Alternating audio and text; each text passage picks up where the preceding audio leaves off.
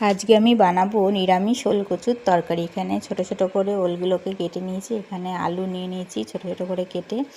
এবার ওলগুলোকে আমি জলে সিদ্ধ করে নেব ভালো করে চাপা দিয়ে। এরপরে এগুলোকে নাবিয়ে আমি গরম তেল হয়ে গেছে এদিকে, এখানে আমি আলুগুলোকে নুন হলুদ দিয়ে ভালো করে নেড়ে চেড়ে ভেজে নেব। আর এদিকে মশলাটাও করে নেব ততক্ষণ আলুটা ভাজতে ভাজতে।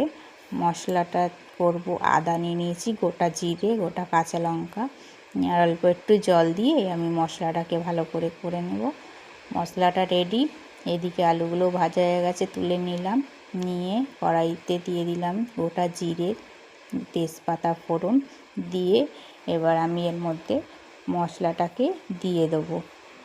দিয়ে এর মধ্যে আমি দিয়ে দেবো পরিমাণ মতো নুন, হলুদ, ধনের গুঁড়ো, লঙ্কার গুঁড়ো দিয়ে ভালো করে মশলাটাকে কষিয়ে নেব। অল্প একটু জল দিয়ে আবারও আমি এটাকে কষিয়ে নিলাম।